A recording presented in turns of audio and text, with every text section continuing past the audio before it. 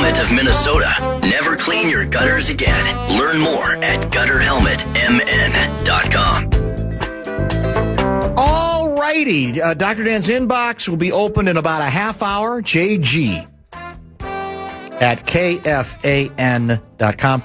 It's getting harder and harder to juggle how far to be. Like, half the time, I feel like it sounds better when I get a little further from the mic. Now, I think it sounds worse. And I believe me when I tell you, I'm hoping we're going to get some kind of resolution on this. I was told we were, but how and why and the technical part of it, obviously, I can't do anything about. So all I can do is what I can do. All any of us can do, really, at this point. So no one's trying to conspire to make your experience at times frustrating. And we hear from some people, they hear stuff, and other people don't hear anything.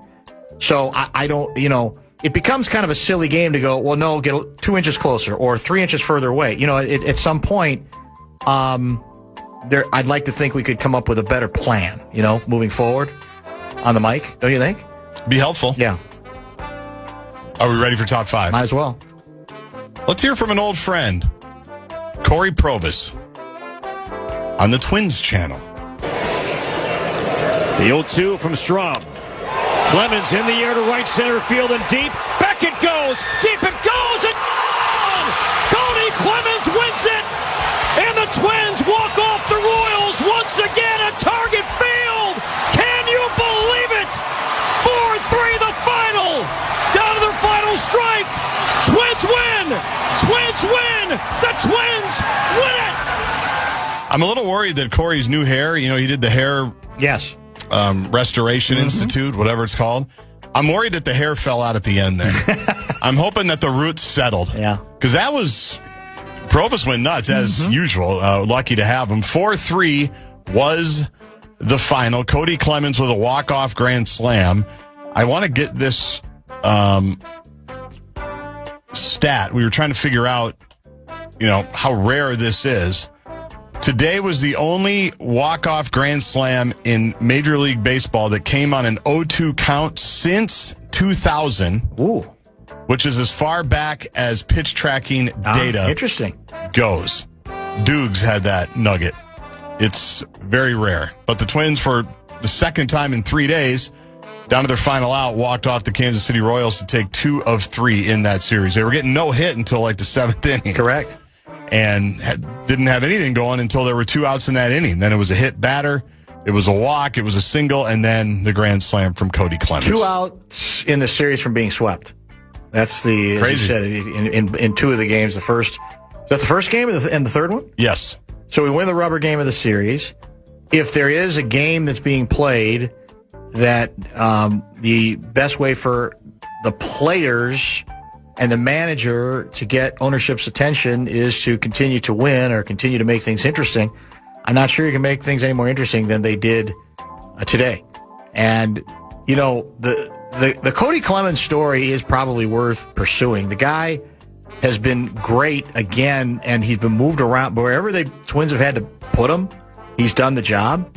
And he was very much considered once upon a time. There was a reason Lavelle was so patronizing about it. For months. It was because that's really what he was thought of. It's like, okay, he's one of the best pitcher in baseball history's kid. We're happy for you, but that was supposed to be it. And he's obviously turned himself into a very significant part of whatever this team is doing or not doing. So, do we move with each victory ever closer to ambition at the trade deadline? We'd like to think so. Again, I think that the Twins might need extra security if they decide to trade Joe Ryan in a situation like this. And you can talk about the catcher. That's going to be accepted on a different level because the assumption is that he's gone. But they've taken advantage that we kind of had started sliding again, and then we kind of took advantage of playing some crappy teams, correct? Lately, that's what we've done. Yes, including the A's and now the Royals. So they are 55-55, a game back of Cleveland now for the final wild card spot, tied with the Houston Astros of Anaheim. Next up, the Seattle Mariners on the road. That series starts tomorrow. Who's tomorrow? The Mariners. Oh, Seattle. Okay. Yeah, the Mariners. DAZN. Not in the zone with Davey and Trent. DAZN, the streaming service and the app, will be where you can watch Minnesota Timberwolves basketball this coming season. The Wolves reached a new local media rights deal to distribute their games next season. It's a 5-year deal that has a mutual opt-out clause after 1 year. They announced all of this today. Here's Matt Caldwell, CEO guy, getting a more direct relationship with our fans, making it easier to access our games from anywhere, their phones, their tablets, their TVs. At the end of the day, when you look at revenue, when you look at reach, when you look at technology, we felt that DAZN was the best option for us. I want to give you a little bit more details on what we know. 15 games will be streamed for free, for nothing. Then there's the national games that are exclusive to the national outlets that DAZN will not have. And then the rest are going to be in a subscription. The 15 games are about local TV? Yes. Yes, okay. But do we know what station that is? No. Okay. Here's what's interesting. They have this announcement and there's very little details. Yes. So, like, for example, how much is this going to cost? We don't know yet. DAZN has a $35 per month fee for the stuff that it has now, which is a lot of fights and other things. Caldwell said today, apparently, that it will be less than that. The Twins TV deal. It'll need to be.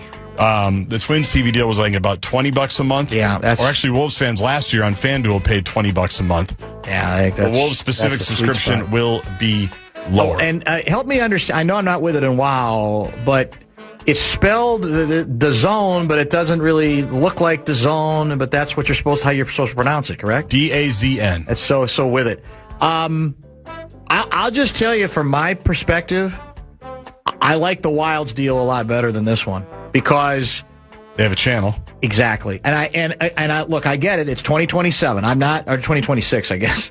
I'm not a fool about that. The days of, the Victrola are over and the days of black and white TV are over, but I still maintain that the sweet spot is some combo platter of streaming, because that's inevitable at this point, over air on network TV, which is great, a local station picking it up, not to mention then obviously TNT, etc.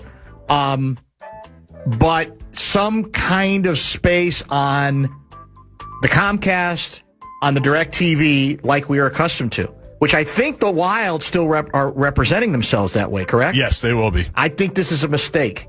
And to your point, I think once you trot it out, you're also making a mistake not offering up more detail from the beginning. Now maybe they had no choice. Maybe they said, well, let's just get on the board with it so people are starting to get conditioned because, look, we got a long time till next season, although it's not that long.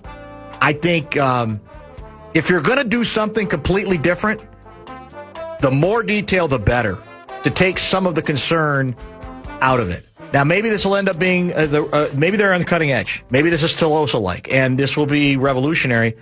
But I still believe having a channel for people to go to as an option, not the only option, but as an option, is better. And so whatever the Wild thing is actually kind of through the league, right? I believe. Believe so. Yes. Through the NHL.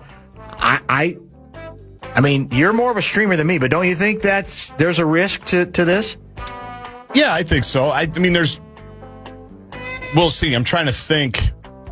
Was there a channel last year for the Twins? I don't think there was. And that was, I'm just trying to remember off the top of my head. I think there was. Yeah. I never, I mean, I was still on FanDuel probably. Whatever they were on, There was a channel I could go to on DirecTV to get it. I'm sure it was obviously the same then with Comcast. Yeah, it's a risk. And, some people might not ever do it.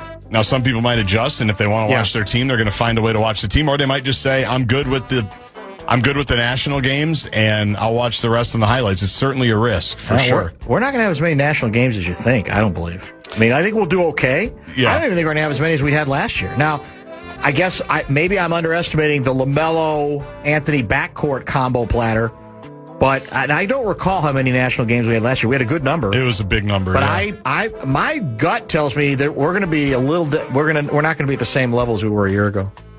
Alec Lewis tweet: Vikings training camp practice day 2 is over. The quarterback report. Kyler Kyler Murray took a hefty amount of snaps with the starters. Of course he did. Had one deep hit to Dante Fleming. J.J. McCarthy spent more time with the number 2 group, fewer downfield attempts. Well, that's not his fault. He's kind of, I mean, or was he going to, is he in check down Charlie mode? Is that what the allegation there? I guess, or they weren't dialing up the same plays. I'm not exactly sure.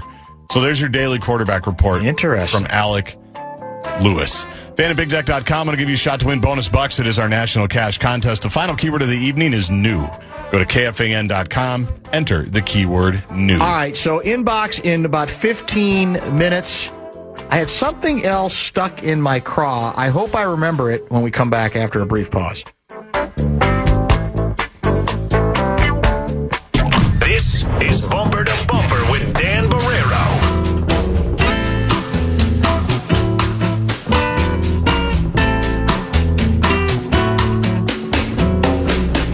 What's the sweet spot on a sports subscription? I think if you go much over 20 or 25, I'm not saying you won't get anybody to do it, but I don't think you're going to get the number you're looking for. Do you? I think 20 is probably the ceiling.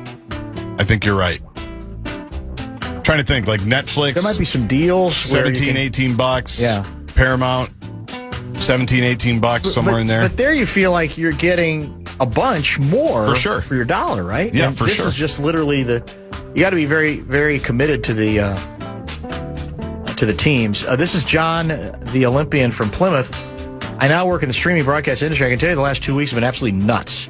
Problem is that advertisers are pulling money away from traditional cable and over-the-air broadcast, so the only way to recoup that money is through subscriptions.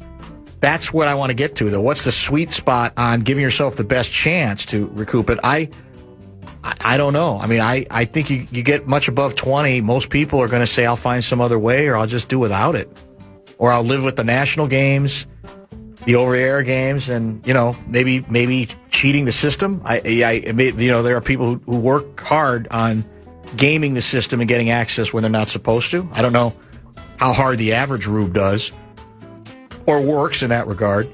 We're going to the Perch at TCO Monday, I believe. Correct. Was PA out there today? I thought he was. Maybe I'm wrong. I don't know if the show was. I think he was out there. Maybe he was just out there. Yeah. Maybe that's what it was.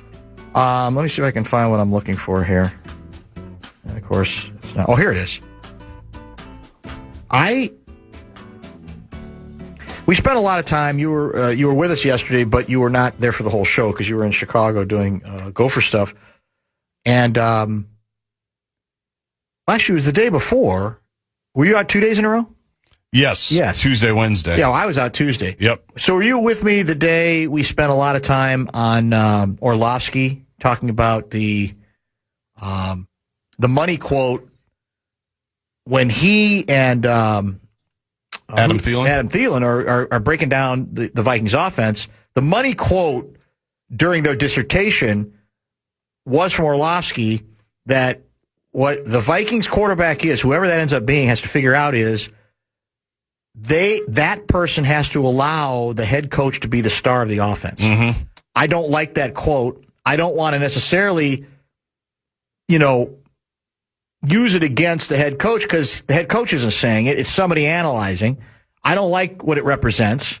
I know you can say, well, all that means is if you don't follow what he sees as available to you, then you're not going to give your best chance to succeed. To me, it comes off a little bit like, I'm going to do what I do, and it's up to you to figure out how to do it. And I'm a much greater believer in the best coaches to a certain extent, even if they have precepts and concepts, they will adjust to what's around them. To that point, Ben Johnson, Chicago Bears head coach, today. We will always do what our quarterback does best. There it is, boys and girls. I'm sorry. Now, maybe, again, KOC will tell us that's exactly what we're doing, Dan. There may be a lot of semantic differences. That's exactly what we've always tried to do. We proved that when we resurrected Sam Darnold's career, etc. But I like, now this is just rhetoric. I get that. But to me, I tend to believe what I've seen with Ben Johnson, with Caleb Williams, is that the best coaches do have ideas. They do have influences. They do have philosophies. And I'm not saying they shouldn't stick to them, because if they believe, here's the 5 things I know we can be successful with. But to me, it has to be directly connected to who you have at the position. And I continue to say that if your system is so complicated that there are 50 variations at the line of, when you get up to the line of scrimmage, that makes no sense unless you have Tom Brady at quarterback. It makes no sense unless you have Aaron Rodgers at quarterback. It makes no sense unless you have Patrick Mahomes at quarterback, right? Guys who play at a high level and have already proven they do get both the mental and physical part of the game, right? And we don't have that. I'm sorry. We may have somebody closer to that with Kyler, but I still want it to be more about, what can I do to make the quarterback the star? Isn't that what we're all looking for? Yeah, I get what Orlovsky's saying, but we've gone through this with KOC going all the way back to Pasternak. Yes, that's true. You know, he comes in and has that crazy 2 games, and we just keep hearing KOC say, I can't wait to keep working with him and really, really teach him what's going on. It's like, well, why don't you just let him be Pasternak and do the best he can? I'm sure it's more complicated, or maybe less complicated than what we're even making it out to be. But, yeah, it's 2 different ways of looking at it. And I'm sure, like you said, that KOC probably is doing some of that. But it has been an interesting thing with Kyler about, well, can he handle the KOC system? You would think if you're bringing him in, you would make it as easy as possible for him to handle the system and use him in his way, the best, and your system in the best possible way. Well, best possible marriage. And to the point, I mean, Thielen played in this system, right? Orlovsky analyzes, and I think he's good. But you can say maybe he's looking for the good quote and he's performing a little bit because he's got a show business side to him, and there's nothing wrong with that. But Thielen was up there basically saying the same thing. The stuff at the line of scrimmage is so deep and so complicated. I don't know. Like, who's the Rams head coach? Sean McVay. That's where KOC was previously, correct? Yes. Maybe we'll find out the McVay system is even more complicated than KOC's. But when I watch it, I don't feel it is. I feel like McVay is more of a guy of, we're going to do what we need to do with the people we have. Now, he happens now to have a Jedi master who seems to be getting better with age at QB. Matt Stafford's helpful. But that's the point of this. I think all of that needs to enter into this thing. And, again, he hasn't had great quarterback options. And you could say any coach who doesn't, there's limitations, how much you can get out of various players. But that quote just struck me. And again, you could say it's posturing, you could say it's rhetoric and it's cool, but what does it really mean? To me, it means in my perfect world, I'm not interested in any. I mean, you go back to the Bill Walsh days, right? Bill Walsh, Joe Montana, when they came on the scene, that became a dynasty, right? Bill Walsh is an offensive genius by all accounts.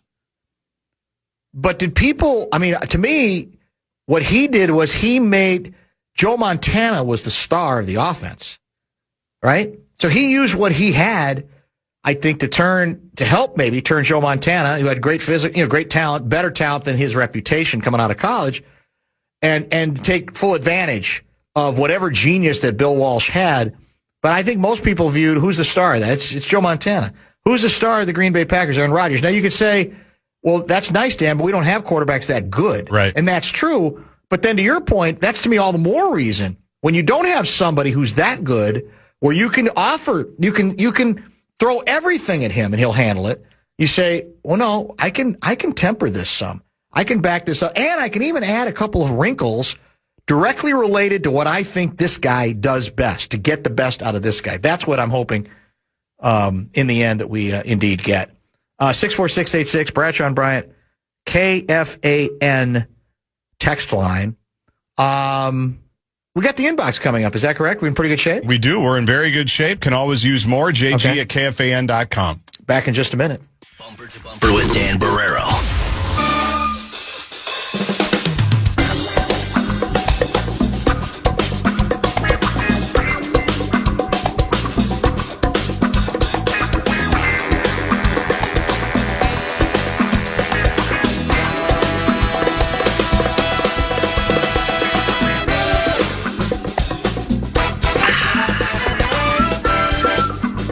Did someone miss the Carson Wentz update?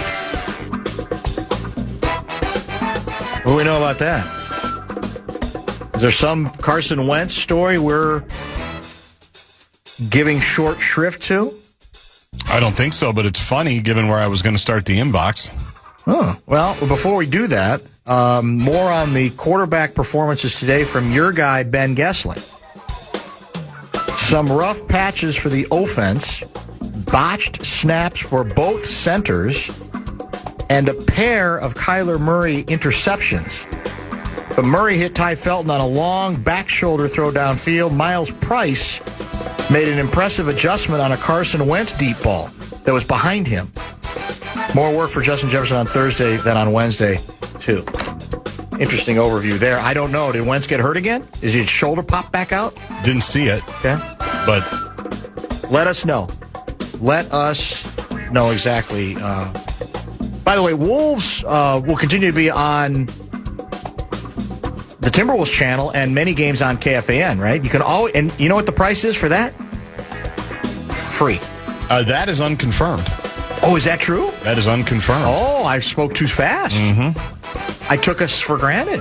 So we don't know yet what that whether they're going to be back with us yet. We do not, I don't think. Interesting. They've said today in the meeting with the writers, let me see. The plot thickens. Well, I'd love to have them back. That'd be great. I thought it went well because they ended up being on the flamethrower a lot more often than I think was originally projected. I think that's true. That's the beauty of it. This is from Johnny's story. The Timberwolves said they would have further announcements about the radio broadcast at a later date. Plot thickens. There is a lot of steam, by the way. A couple people have said that Horton, we believe, is moving back to radio full time. Okay. You know how they did the simulcast thing for a while? Wherever the games are next year, I'm glad that the simulcast era appears to be over. Because I just don't think it's a good experience for anybody. It's hard for the play-by-play guys. It's hard to listen. We just saw somebody, the Columbus Blue Jackets hockey team, they just announced that they're doing a simulcast. I think Portland's doing it, too. They're making all kinds of cutbacks with that new owner. Exactly. And obviously, we have a vested interest because we're a radio station. Yes. You and I are radio romantics, at our core. Correct. Yeah. I mean, this is the guy that grew up listening to Kevin Harlan on this station when he went to bed every single night. Like, that means something to me. So I just hate the simulcast concept in general because they're just two different things. They're just two different things. And I'm glad if that's the case that it sounds like they're going back to the usual radio broadcasts and then TV broadcasts. So with Grady doing some games. There's obviously a lot to be determined still. As you say, there are not a lot of details so far. Ready to go? Mm-hmm. It's time for Dr. Dan's Inbox. Letters. Oh, we get letters. We get your letters every day. Every Thursday, sometimes 4:30. Today, 5:30. Dear Dr. Dan, you can still get in, by the way, JG at KFAN.com. Feeling a little neglected. I have more games, more yards per completion, and more touchdowns than anyone else in the quarterback's room here at TCO Performance Center. But it's like I'm invisible. Nobody talks about me, and when I Google my name, I get results for C. Palmer. What the gosh golly do I need to do to get some attention? This from C. Wentz. Well, again, the head coach has pretty much made it clear that the starting quarterback competition is between the incumbent, Jay McCarthy, and the newcomer, K. Murray, right? So there would have to be some kind of cataclysmic event, injury, some other weird circumstance. I'm assuming to get off of that particular approach. I think on this show we felt bad for him because he wasn't awful. He did sort of stay the course a little bit. He got beaten up a lot, kind of kept going back out there. And so I think I gained a measure of respect just for his willingness to hang in. Totally. But Dr. Dan will tell you, it's hard for me to believe that he's your best chance to be the starter this year. I just haven't seen. I mean, basically, wasn't he kind of out of football, or maybe about to be out of football? No, he was just hanging out. So I have not seen enough. We know about his pedigree. We know about the way he emerged, but it sounds cool to say, I guess. But I don't get a sense of, man, there's the untapped guy that we're just not even paying attention to at this point. Could he be okay as a backup to play a few games again? Yeah, I think he could be fine. And it's pretty hard to run a three-headed competition, right? That's almost impossible. Yes, it is. Two is hard enough. So I think we just have to consider him as another guy, as a backup in case somebody else gets hurt. Sorry. It's time for Dr. Dan's Inbox. Letters. Oh, we get letters. We get your letters every day. Dear Dr. Dan, why do I only get one nickname when my coworker, who has barely worked this year, gets like 4? Like the kitty from Jefferson City, Queen Fee, The Fifth Element, MV Fee. And I only get one? The spectacle? I mean, am I or am I not the face of this franchise now, especially if we trade her in the next couple of weeks? This from O. Miles. Did we win again last night? Or we played tonight? We didn't play last night, did we? We played tonight. You know what the deal is? I turn on almost every day. There's Miles highlights. And so, wait a minute, was that last night? Or no, is it just so good that people are getting caught up on the highlights from the night before, right? So will she play Sunday? Caitlin C. Clark's in town with the fever, correct? Yep. I wonder if anybody will bring Sophie Cunningham pro or con signs. Now, you gotta consider there's a possibility in this town that there'll be some signs ripping S. Cunningham, and then maybe some praising her as well. This thing could get very controversial, very tense, very quickly. So, will they match up against each other? Yeah, probably. Will C. Clark attempt to guard? Ooh, man, I don't think that. Probably not. She's not a real good defender. I don't think she's an awful defender, but I don't think that's right. Now the question is the other way. Who will guard C. Clark? I don't know. I'm very curious to know how those matchups would work. Did you see the between the legs? Of course. No look bounce pass behind her. That was the best highlight lately involving Miles. Correct. The ease with which it's done, the nonchalance with with which it's done, and again the effectiveness with which it's done. Because let's say again, Harlem Globetrotter stuff is great, unless it doesn't help you win. It's got to be an effective play that leads to a basket, not that it just looks cute or looks cool. And that's the amazing combo platter that she represents. It is cool to watch, but it's also an effective play that often leads to another assist and another score and another Minnesota Lynx victory. It's time for Dr. Dan's Inbox. Letters. Oh, we get letters. We get your letters every day. They do play tonight, the Lynx, at 6 o'clock. They're playing a crappy team, I think, tonight. Toronto, I think. The Tempo, I believe. Dear Dr. Dan, I rightfully and modestly, I might add, used to claim that the SEC was the best college football conference in America when my team and a few of our conference rivals were stacking up national championships year after year, but mostly my team.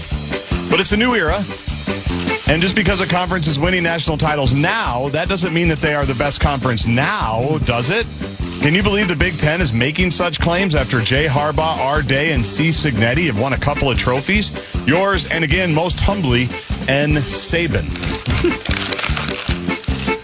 So does N. Saban ever weigh in on this nonsense, or is it beneath him? No, I think he does. And is he fiercely loyal to his conference? Yes, yeah. I believe he is. Yeah.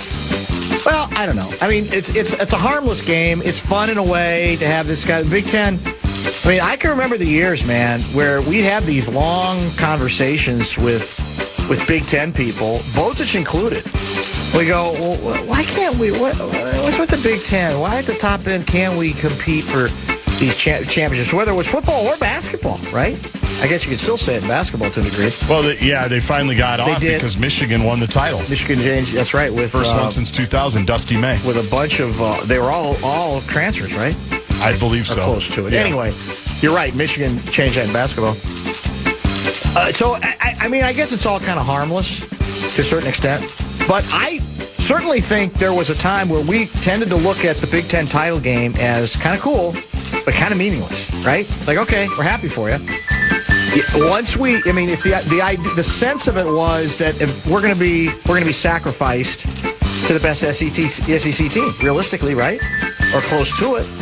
And now it is, I think, for a Big Ten fan, for Midwestern folks, it is kind of encouraging to see what has developed. And you're looking again at teams at the top who I think have every reason to be in the race. Now, will Indiana fall back some because of the quarterback and other people they lost? I think it's likely, but who knows? The fact is, it's kind of helpful to have sexiness be brought back into the Big Ten in terms of being ready for prime time, correct? Great. I think it's awesome. Yeah. Speaking of sexy. Oh, somebody said, did you mention Bielema also?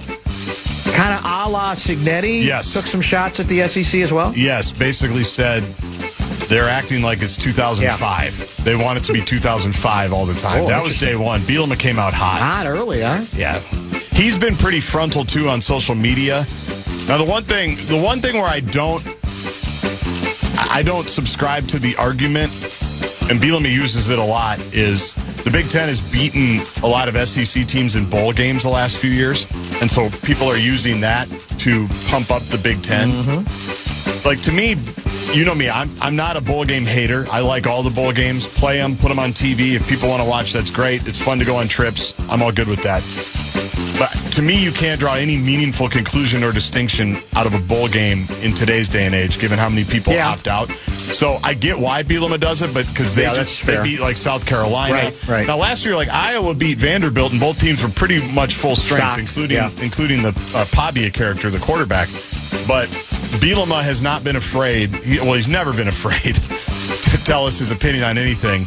And he opened Big Ten Media Day with a good cheap shot, I thought, on the SEC. They think it's still 2005. Maybe that was what... I don't think Signetti needs prompting from anybody else, but he might have enjoyed piling on a little bit. Oh, the Big Ten's feeling itself, believe me. Yeah, they're enjoying themselves. I mean, the 3 trophies were sitting right there the whole time. Yes. Just for every shot of a coach, you can see those 3 trophies. It's time for Dr. Dan's Inbox. Letters. Oh, we get letters.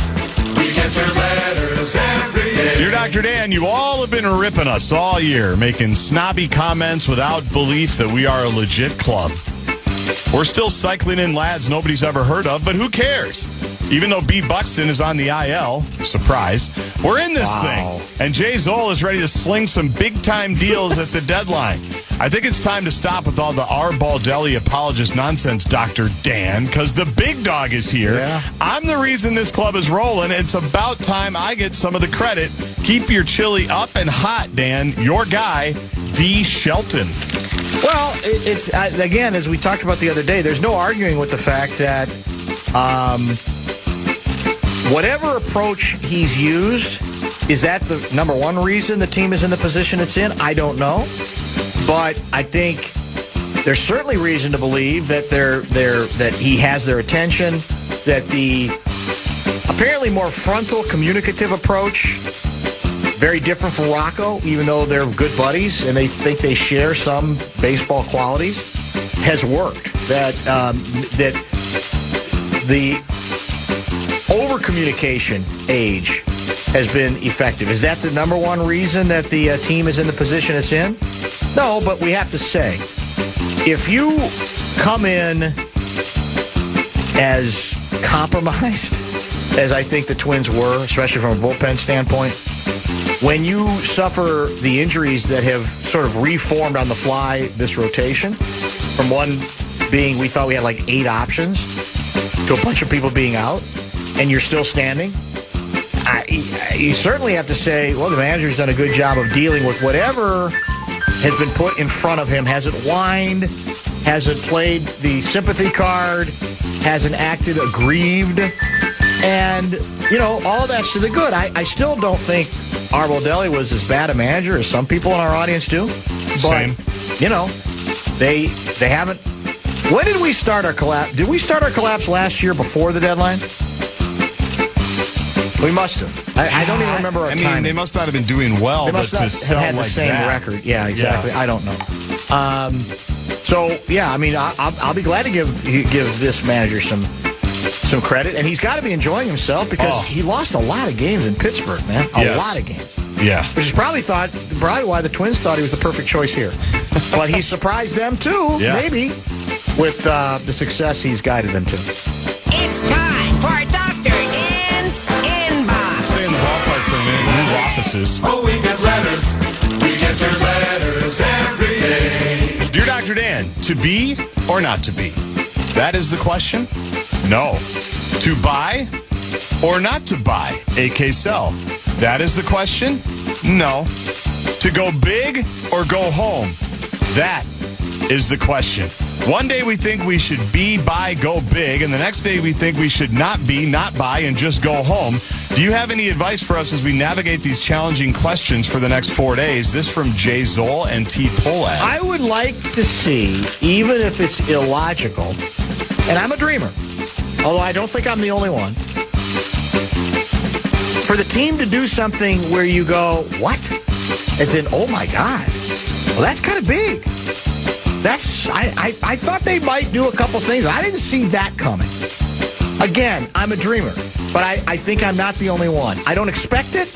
I wouldn't hold my breath over it. I wouldn't, toss and turn in bed, wondering whether it's going to happen. I think it's unlikely.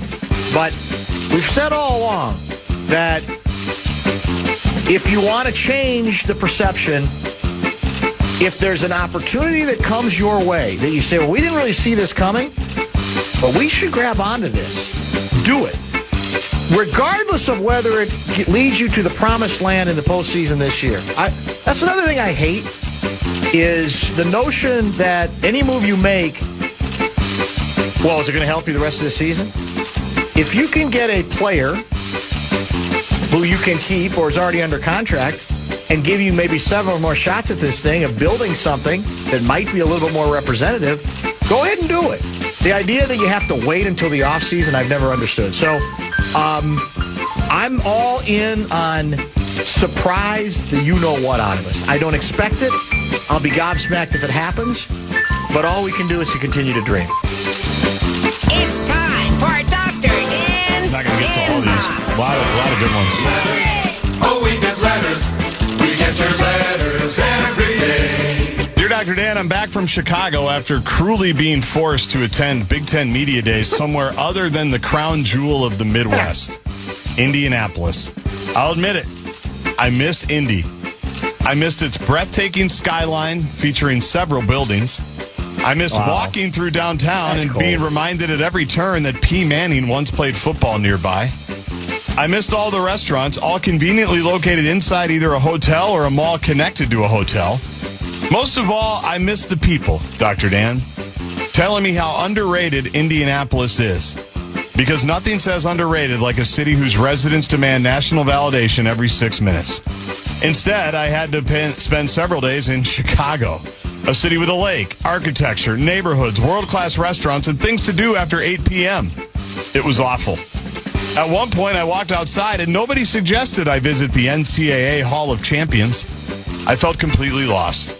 Now that I'm home, I've had time to reflect, and I realized how much I took Indianapolis for granted. The convention center, the skywalks, the steakhouse. The reassuring knowledge that El Oil Stadium is never more than 3 blocks away. Please respect my privacy as I recover. Jay Gard. I honestly don't think the real Jay Gard has it in him, even if deep down he'd have an epiphany and say, the ripping Indy thing's been a good bit, but I got to admit, they probably do some things right. I don't think you would admit to it. I think you're so embedded in your anti-Indy position that I don't think it's in you to ever acknowledge the possibility that they know exactly what they're doing in Indianapolis, Indiana. I've never denied that it is a good place to go to an event. You haven't? No. Oh, I thought you had. It's fine. What I've said is... It's not the only place. It's not the only place, and that's where I rebel. They think everything should be held there. They think it's an affront to everybody and everything that's not is that right? there. Chicago was wonderful. The Chicago Hilton on Michigan Avenue, great spot. I prefer the Marriott on the Magnificent Mile, but that's just me. Is that true? Mm-hmm. Well, historically, back in the day. Yeah. That's what I rebel against, that they're the only ones that know what they're doing when there are many cities, and yes, Minneapolis included, that know what they're doing. But I will say, when I was walking from the train to the hotel and I turned right on Michigan to go to the hotel and you could see kind of the skyline, I took a picture. I tweeted it. I said, I can't believe we're not in Indianapolis. Because it was just breathtaking. It was beautiful. Nice weather right there on the lake. And I'm not like a huge Chicago guy either. It's fine. But it was just beautiful. It was phenomenal. So anyway. All right. I'll take your word for it. It doesn't sound very sincere. Indy's fine. It's not. We shouldn't shut down our lives to hold everything there. We get your letters. Tried and true. Dear Dr. Dan, what's the problem? Plus, you can get the good shrimp cocktail. Yeah, I've had it. Yeah. It's good. We almost lost Mike Grimm to it a few years ago. Oh, man. It hit him a little too hard. Is it really that hard? Duh is commonly known amongst the youth as a hip substitute for the. I used hip there for you old guys. ZN is obviously the equivalent for zone. Speaking of, no wait, try to keep up. Sincerely, DAZN, a.k.a. The Zone. How do you spell it again? DAZN. Everything's got to be with it in WoW now, doesn't it? It does. Well, we'll see. Dr. Dan is skeptical. He'll stand by his position as presented earlier in this program that I like whatever the Wild have come up better because there's still a component that allows traditionalists to, turn on their Comcast or turn on their DirecTV and find a channel. Let's see, the Wolves play tonight or the Wild? I can find it. I know exactly the number of it, and I know where to go.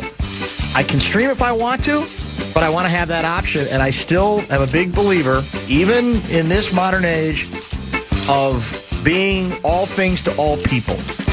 You want to make your product available as easily as possible to everybody, whether it's a streaming approach or whether it's a more traditional TV approach.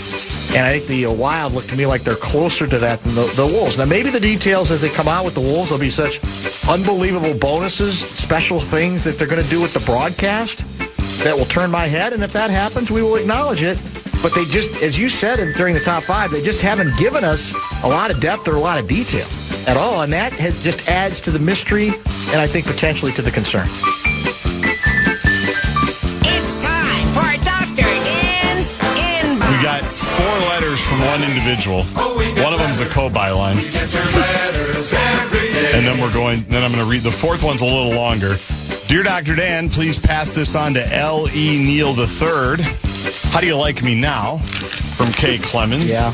Dear Dr. Dan, tell L.E. Neal III to stick that in his pipe and smoke it. That from K. Clemens. Dear Dr. Dan, as Y. Barrow once said, it ain't over till it's over. That from R. Lewis and K. Clemens.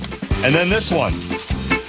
Dear Dr. Dan, A. Przynski famously told D. Cole, you doubted us and now we're here.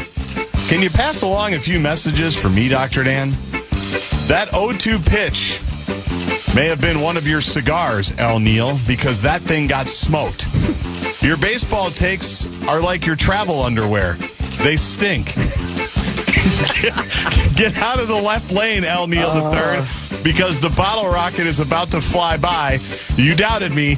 Now I'm here, K. Clemens. What's our record? Underwear. We're 55 and 55, I think. That's just so funny. We're 500. It's a nice record. And it's better than we thought it was going to be. Dr. Dan's the first to admit. But my God, our bar is low. We are acting as if we're like 15 to 20 games over 500 heading into August. We are a 500 baseball team. Ready for the final walk-off? Sure. I did get this one a few times. All right. Dear Dr. Dan, on the advice of counsel, I respectfully decline to answer based upon my rights under the 5th Amendment to the Constitution. This from A. Fauci.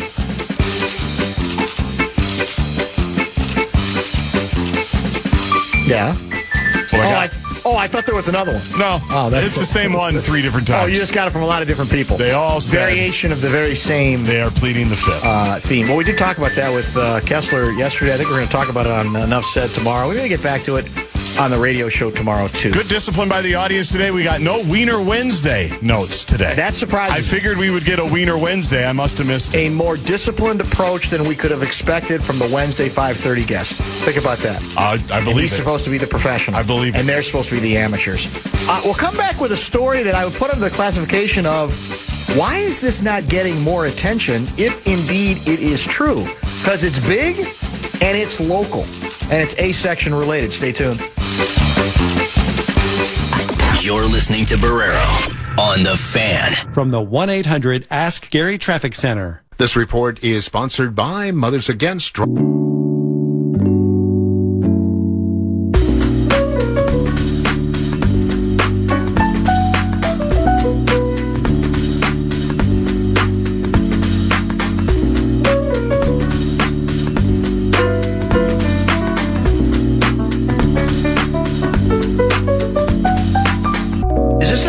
Story. I've not read or seen or heard all that much about it. Here's the newsnationnow.com version.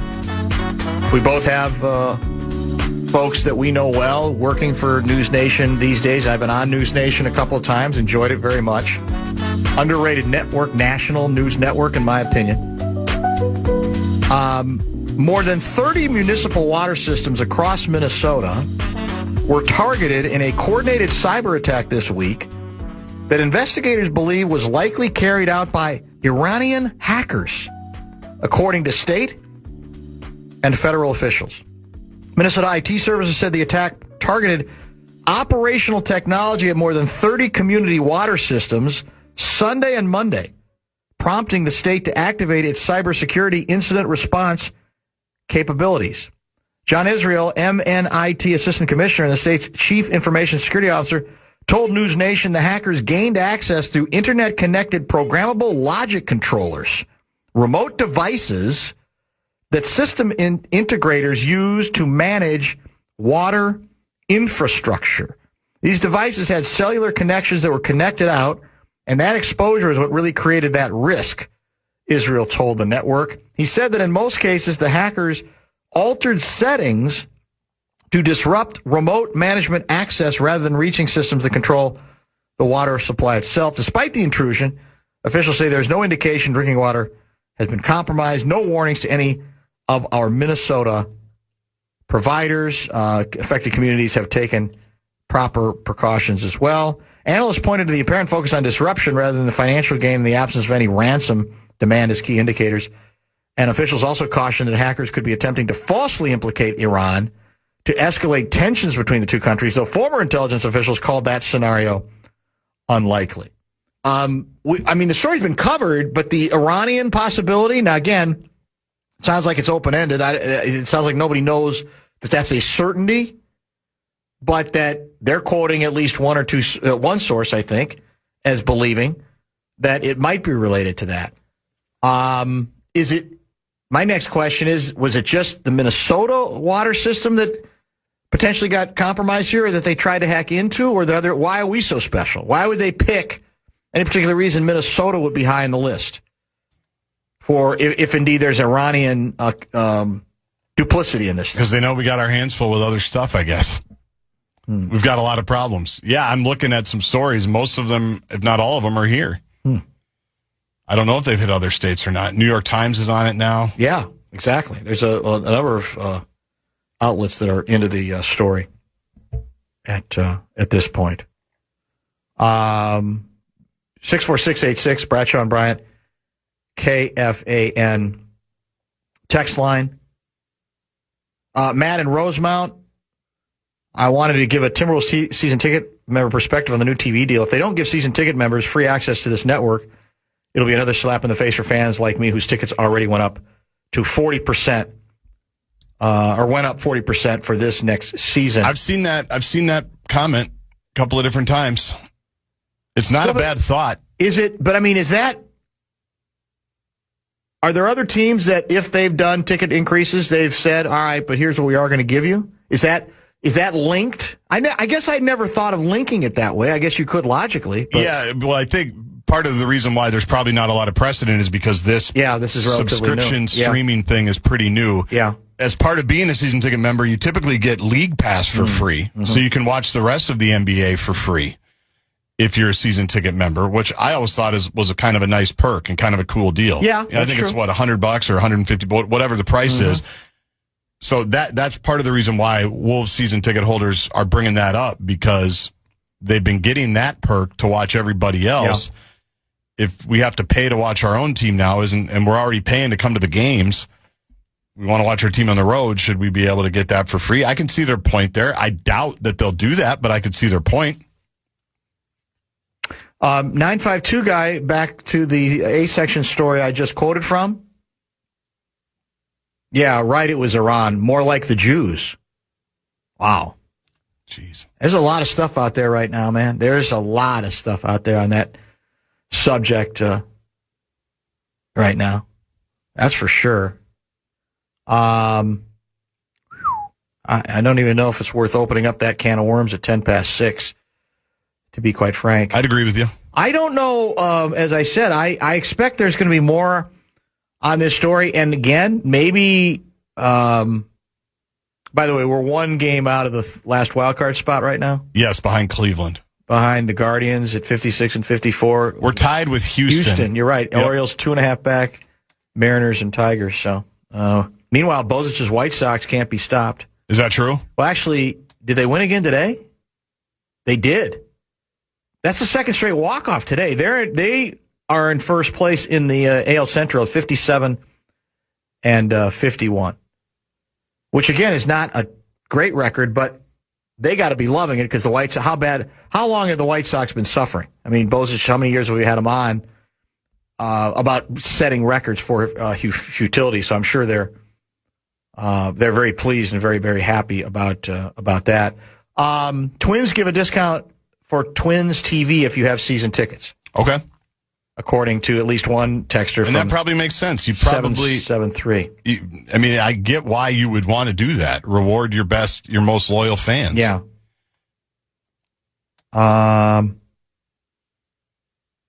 Testing our system in response to Minnesota water hacking. I live in Woodbury. Iran can have our 3M flavored water. Wow. Man. I didn't realize this was opening up such a can of worms. Shot at Woodbury, yeah.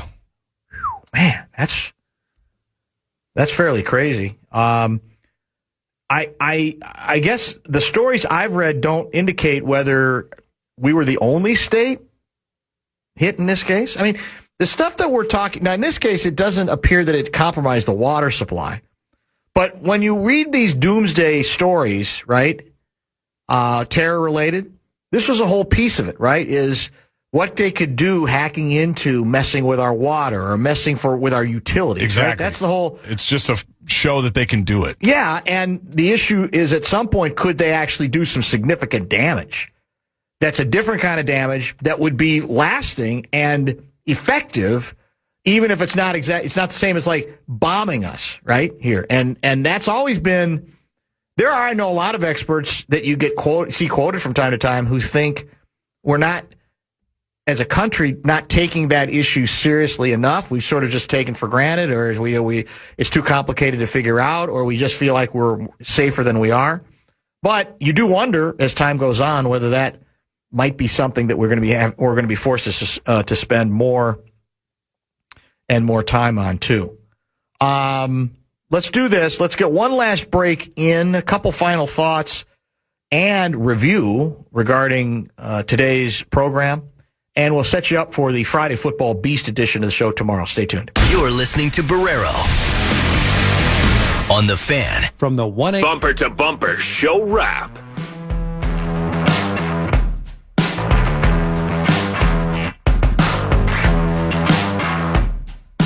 Interesting theory regarding why Minnesota might be picked as the state that Iran chose to mess with regarding the water supply, although they really apparently did not have any impact on that, but the water systems.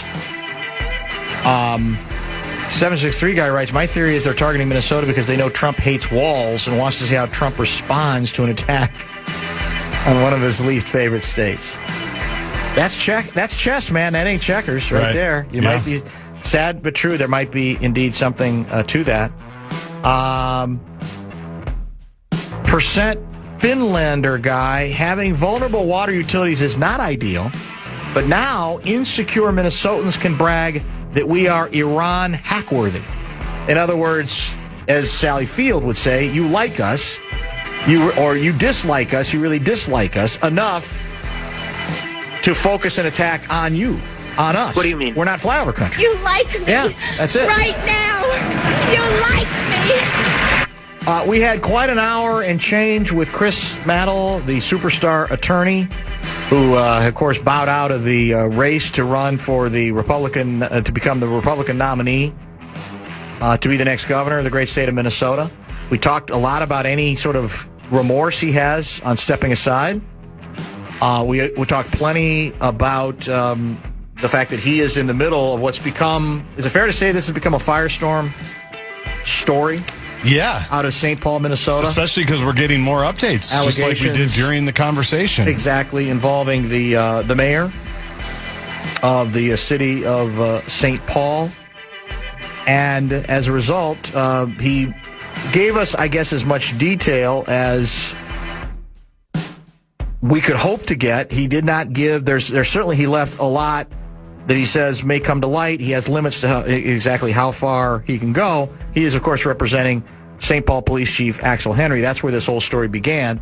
So Chris Mattel on that, a very good hour on a number of controversial subjects between basically the top of the show and a little past 4 o'clock today. Dr. Dan's inbox was opened between, 5:30 and 6. We've talked a decent amount about the Wolves broadcasting news. We did talk about the latest WNBA controversies, 2 of them, and neither, I think, could be laid at the feet of Caitlin Clark, which in of itself is news. It's noteworthy. And she's coming to town, and dare I say it, Sophie Cunningham's coming to town. Yeah. So what kind of signage, now that she's in the middle of a controversy, that resulted in a co-owner of the, was it the Seattle club? Yeah, the Storm. The Storm to be suspended, I shouldn't say suspended, banned from the home arena for 5 games. So will there be blowback on her? Will there be signage there? What's our policy on those kinds of signs, too, by the way? I don't even remember. I don't know either. There's definitely signs allowed at Target Center. I've seen them this summer at the couple of Lynx games we've been to recently. You're right about that. Tomorrow's Friday Football Beast. Gessling back, I'm assuming and hoping. Lavelle tomorrow, and who knows what else. As Oldsmobile guy puts it, you can attack our water utilities, Iran. However, good luck attacking the drainage apparatus at Target Field. Big day at Target Field today. A walk-off grand slam home run. Cody Clemens. Instead of losing 3-0, we win 4-3. We also win the series. Down to our last strike. Down to our last strike. A 0-2 count. And he turned on it. It was to right center, first row, lowest level, just above the flower pots. Right? Right. And there were, as you said, 2 people, the only 2 people, I think, in that entire row. Right there. I don't know if they caught the ball. I think but they it was did. In their section. Yeah. It was right in their area. I right think by they their did. seats. It was a beeline. Yeah. A C&I home run. Who do you say we play this weekend? We go to Seattle. Seattle. Speaking of Seattle, the Mariners. Okay. And we inch ever closer to trade deadline Monday, correct? Exactly right. We'll be at training camp again. Maybe there'll be so many moves we won't know it. What if we have to interrupt Kevin O'Connell multiple times to talk about trades? We might have to. I mean, that would be ideal. Been a while since we've been in that position. Yeah, it's one of my favorite training camp memories when we had to do it that day. It tends to go the other way most of the time. What else did we get to today? Those are, I think, the major. We got a little bit of Viking stuff in. There's going to be a lot more tomorrow, and obviously plenty when we're broadcasting from the perch on Monday. What's the long-range forecast for Monday? Steamy again? Monday, sunny and 85, according to the National Weather Service. That's better than it's been. Not horrible. No, not horrible. I'd take that. I hope there's a little less Humidity. South wind, 5 to 10 miles an hour. Is that right? See nothing about the dew point. They don't really project the dew point. No, that's probably dumb. It's probably dumb to project any of this because it's only, what's today, Thursday? Today is Thursday, yeah. And we got absolutely a long way to go. Waconia Walt, please thank T. Paulette for being a loyal listener and texting me this show to advertise the Twins include the MLB season ticket package when people purchase season tickets. But he should email his ambition to advertise on KFAN to advertise at iHeartRadio.com inbox. Yeah. We're taking them all. We are taking them all, aren't we? Yeah. If you want to advertise, come on in. There's always room. Yes, we'll find something for you. We will find something for your company. Yeah, there's absolutely room down the road. So tonight, I'm assuming it's Fan and the Man in the Air. Usual? Yes, exactly. And then Dan Patrick. Somebody had texted earlier, boy, it'd be nice to have a little wild conversation. What should we talk about? I agree, but there's nothing, I just don't think there's anything on the platter right now. Or on the spit. The only thing I saw the last few days is Guerin moved to Michigan. Did to go talk to Quinn Hughes for a few days. Oh, it's like Camp Quinn. Didn't I see that when I was in Chicago? Yeah, I think you're right. Yeah. He's trying to get this thing done. The only thing I see about the Wild players is them drinking at bars and trying to get into clubs in New York. That's mostly just Quinn.